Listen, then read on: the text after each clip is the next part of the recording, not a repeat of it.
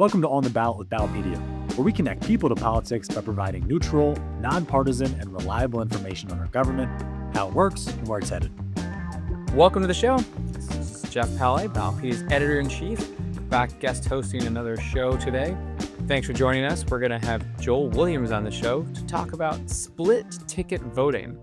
Now, split ticket voting can mean a lot of things, so I'm going to tee Joel up to give our explanation definition of it in a few minutes.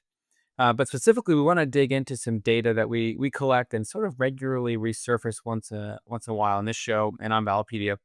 So look specifically at how voters are casting their ballots in comparison. So do they split their ticket? Do they split their vote?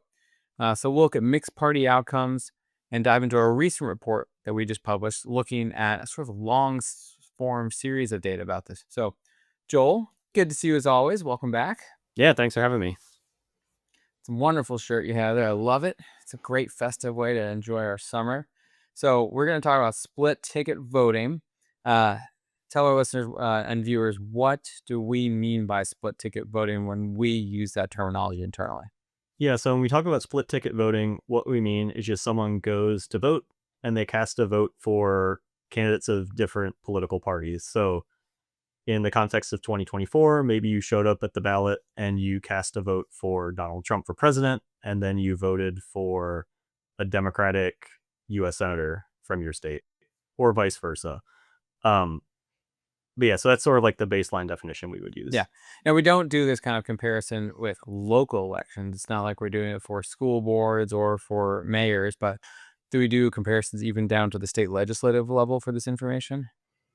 Yeah, so what we'll talk about today is what we would call a mixed party outcome, and that's just our way of kind of taking that and translating it down the ballot.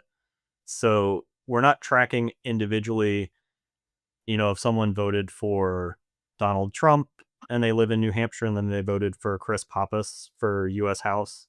What we do for these broader delegations is we just track the balance of them. So in this case, it would be a Republican winning the presidential vote and then the majority House delegation still being Democratic. And same thing for the state legislature. Right. Okay. All right. So let's dig into it. So what we have seen when we finished crunching the numbers on this was that there's been a pretty big decline in split ticket voting since the 1980s. So describe some of the results of what we've seen. And then, what do we think is sort of behind that? What have we learned? Yeah, so in terms of big picture, the peak for these mixed party outcomes was definitely in the 70s and particularly the 1980s. By the time we get to kind of the turn of the 20th century, that number falls off by like half. And then we're in recent elections in the single digits of those, like collectively across the country, which maybe a producer can put up the chart here that we have on site. But when you look at the chart, it is like very stark, the drop off from those. Yeah. Well, we're sort of, there's a million different sort of studies and articles that have been written about, I guess, what you could call single party voting, right? That most states are pretty aligned, either one way or the other. And this is just kind of a different way to look at that information. Is that about right? Yeah, I would say so. And obviously in some states, they also have what's known as party line voting, where, you can show up at the ballot and it just says at the top, do you want to vote R? Do you want to vote D? And you check that box and it just votes for everybody. Yep. Straight ticket voting. Yep. Yeah. But a lot of states don't have that. And so you have more of that freedom. I wouldn't say freedom of choice because you can still do that in straight party states too. But it's definitely like less common. Yeah. It's happening more organically, so to speak. Yeah. So one of the fun things with this is, we went back a pretty long ways with this. So I believe if I'm remember right, we went back to the early 20th century. Yeah, so we were able to go back all the way to 1916 because that's when we sort of have our first available data for state legislatures. We could have gone a little bit further back with just federal ones, but that kind of skewed the data a little bit. So we just wanted to go back kind of as far as we could with the whole data set. Yeah. So what was it like in the early 20th century, 1920s, 1930s? What was the mixed party outcome climate like? Honestly, it was definitely closer to, I would say, like the general average when you take into account like the entire data set. The early 20th century is definitely more closer in line with like the 90s into early 2000s set of data than it is like the 70s and 80s, which were really big. But definitely not nearly at as low levels as they currently are. Yeah. Right. So it's a really, it's sort of like you're looking at a longer time arc of data, right? We're not just looking at the last 20 years or 30 years, but since we're able to look at the whole 100 years, it seems like it really did show just how dramatically different the last, say, 10 to 20 years has been in comparison with the longer form series of American history. Is that about right? Yeah, and also I think too it shows that like yes, there are certain what we would call like modern political trends, or sometimes we cut off past a certain point where we say like, okay, this is sort of the establishment of the current modern political system.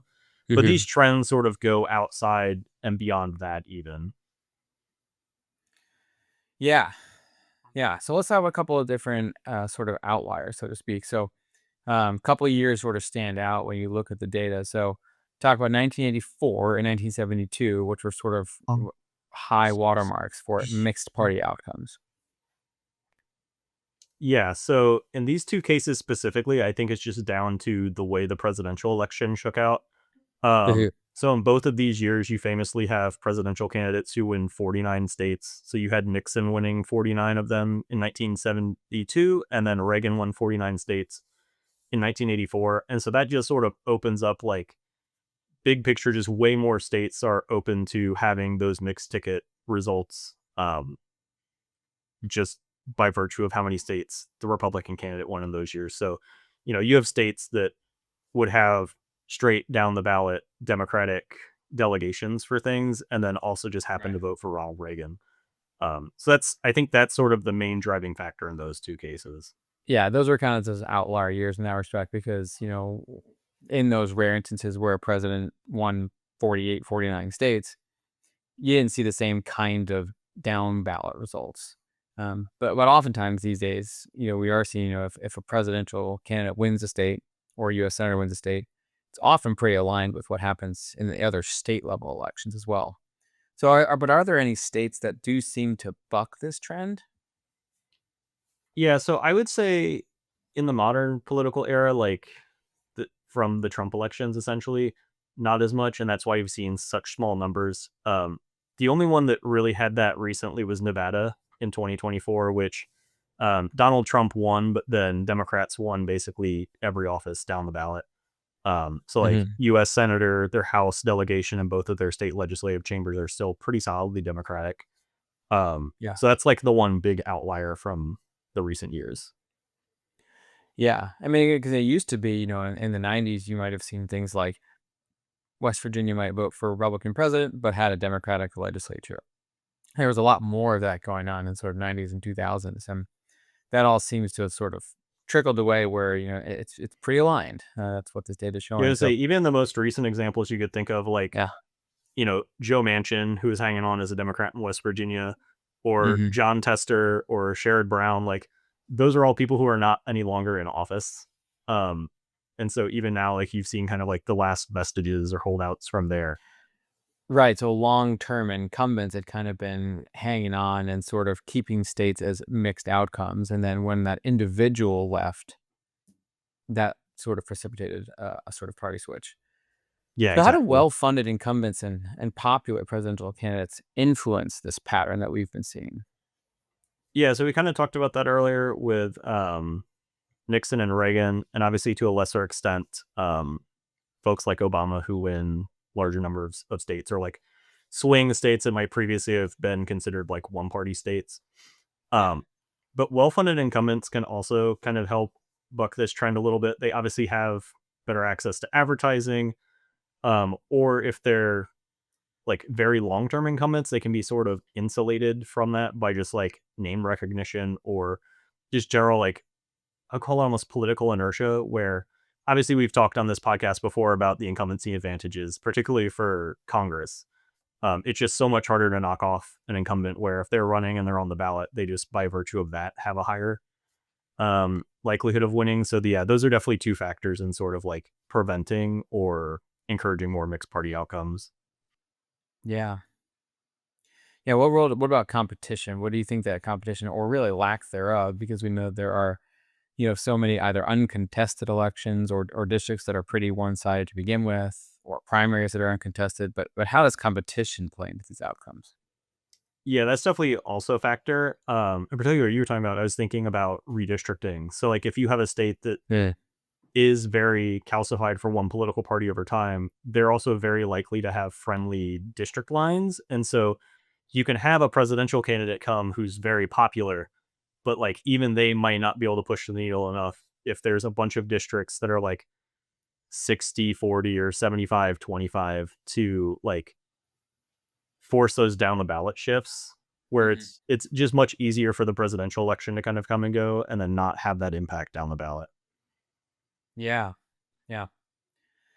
Well, uh, it all makes a whole lot more sense when you look at the visual. So we'll make sure that we get that visual showed at some point during this episode. And for listeners who want to read a heck of a lot more about it, you can come to Ballotpedia and read the full article. You can learn more about this at the link in our show notes as well. We'll be back with another episode sometime very soon.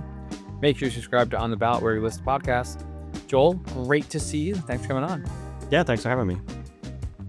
I'm Jeff Halley, and thanks for listening.